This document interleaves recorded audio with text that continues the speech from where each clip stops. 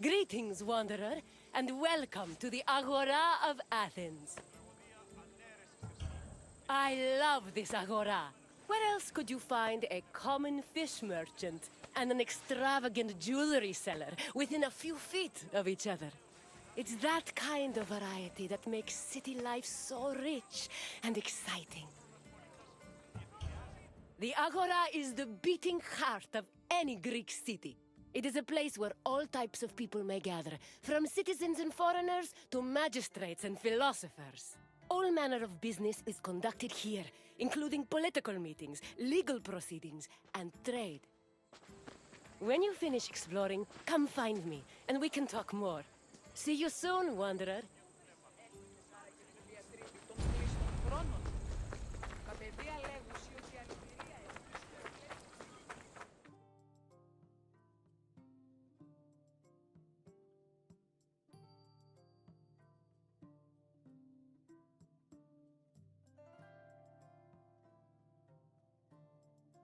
The Ágora was the civic center of Athens, but it wasn't only frequented by politicians and city officials. The area housed a market where people could purchase food and other goods from merchants. It was also frequented by philosophers, who used the public space to establish schools and pass on their teachings to students. Religion had its place as well. Temples dedicated to Hephaestus and Apollo were located in the Ágora, along with the altar of the 12 gods and the monument of the eponymous heroes.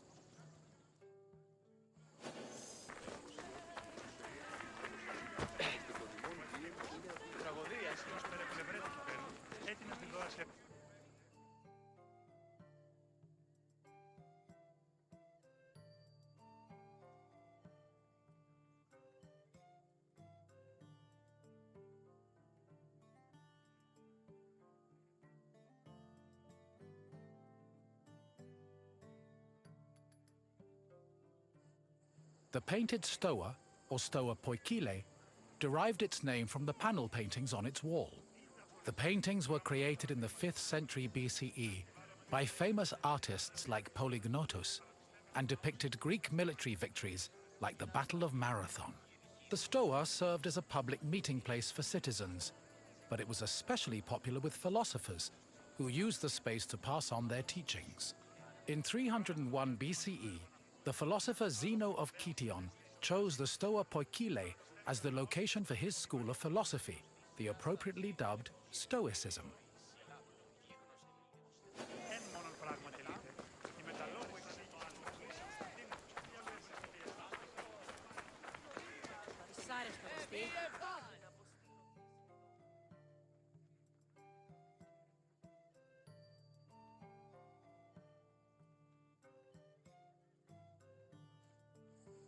Trade in the Ágora was supervised by magistrates. There were 5 agoranomoi, who kept order in the market, controlled the quality of goods, and collected market dues. This provided revenue to the city and helped pay the magistrates and those in charge of maintaining order. The market benefited everyone. Customers bought what they needed, merchants made their living, and city officials received the money they needed to keep the wheels of democracy turning.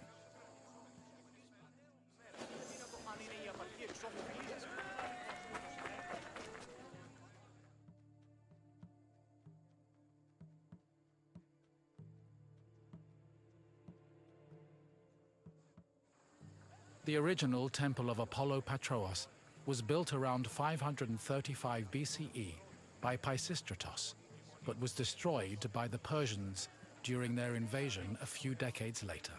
It long remained in ruins, except for the altar, which was left standing as a reminder of the Persian sacrilege. Eventually, a new temple was built in the 4th century BCE. Inside was a statue made by Euphranor, the same artist who painted in the Stoa of Zeus. The temple held special significance in Athens, as it was connected to the origin of the city's people. The name Patros, meaning fatherly, referenced the belief that Apollo was the father of Aeon, founder of the Aeonian Greeks, from whom all Athenians are descended.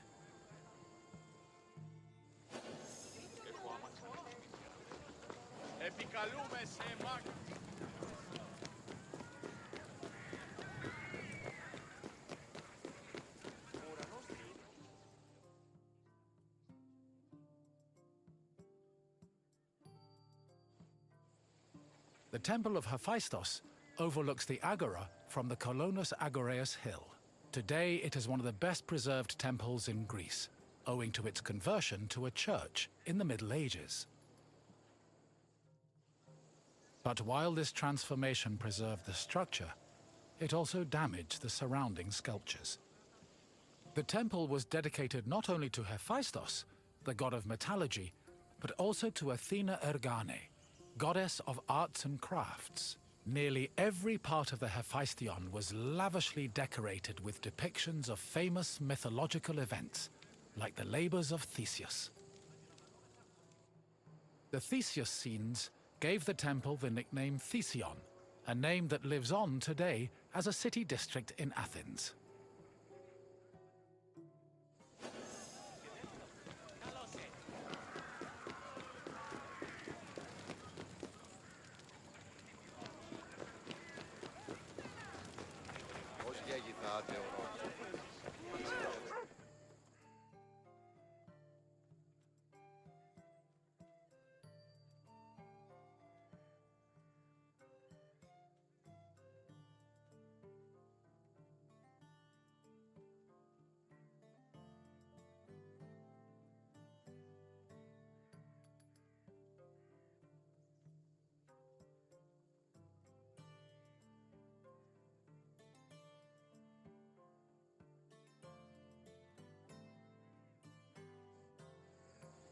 The Boulaterion was another building in the Agora that contributed to the democratic process.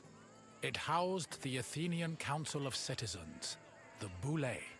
This council of 500 was composed of 50 members from each Greek tribe, all of whom served a one-year term. They were chosen by lot from among citizens over 30.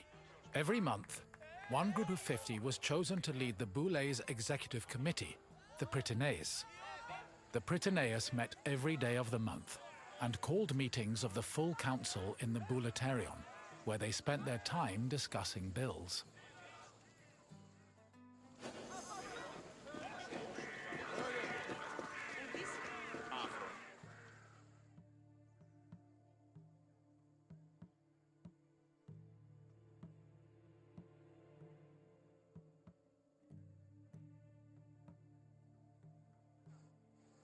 The Prytaneon was one of the most important buildings in the Agora, as it was the headquarters of the Prytaneis.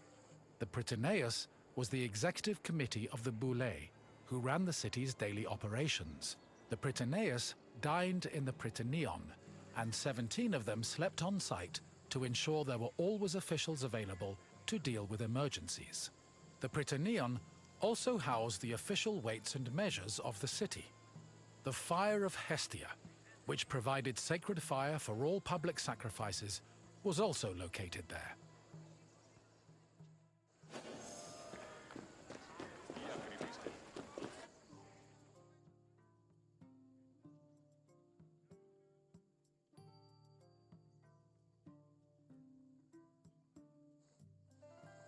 The Heliaia was the most important court in Athens, and was presided over by a group of judges called Heliasts.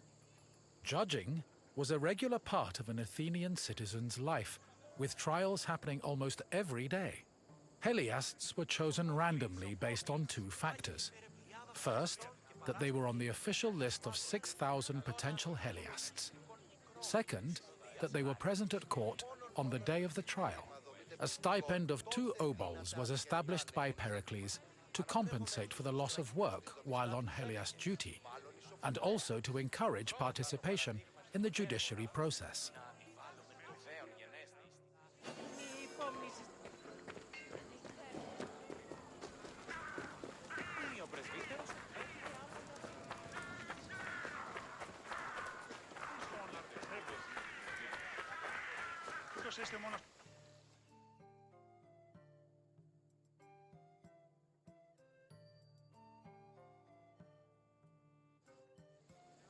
In the Ágora, an Athenian could buy and sell many different products.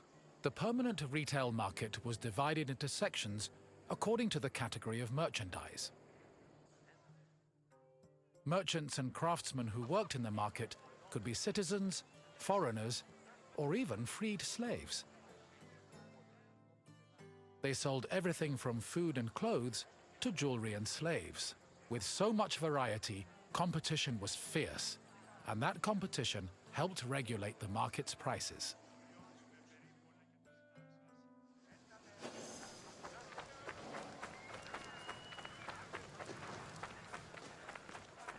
Ο της θαλάσσης πόλεμος απαξίει τα εμπορεύματα εκ του Ευξηνικού.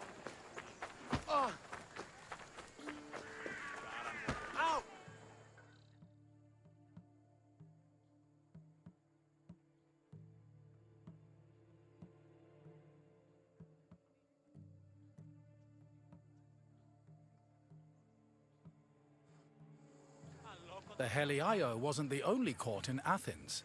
This other court was located next to the South Stoa. Historians believe it to be a court based on the discovery of a nearby box containing 7 bronze ballots.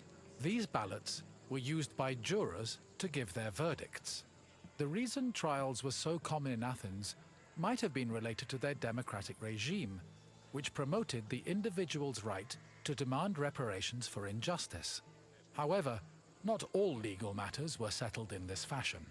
If a claim was small enough, it was settled individually by a magistrate. Public trials were reserved for more serious offenses, such as murder, theft, and political crimes.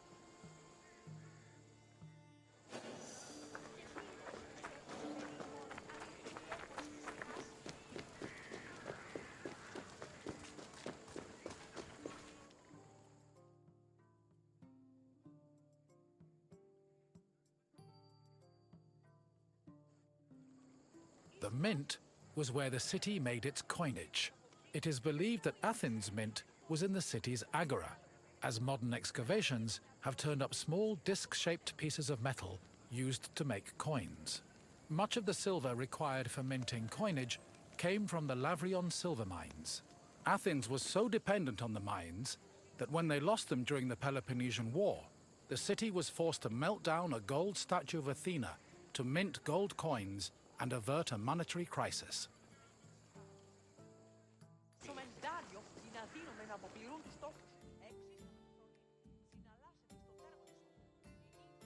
You have now experienced the Ágora, following in the footsteps of countless Athenians before you. I hope the trip has impressed upon you how important this place was to trade, politics, and law.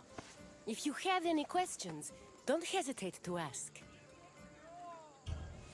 Very well. Let's begin. Which philosopher's school took its name from the painted Stoa? Yes, Zenon taught at the Stoa, and so he and his followers were dubbed Stoics. Time for another question. What other name has the Iphistion gone by?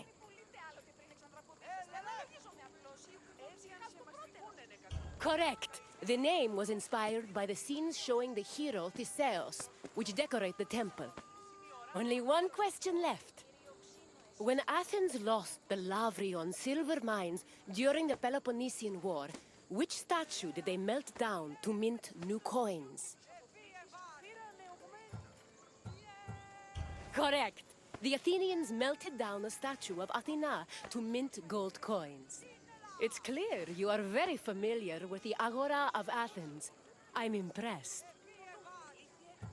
Farewell, wanderer. May we see each other again soon.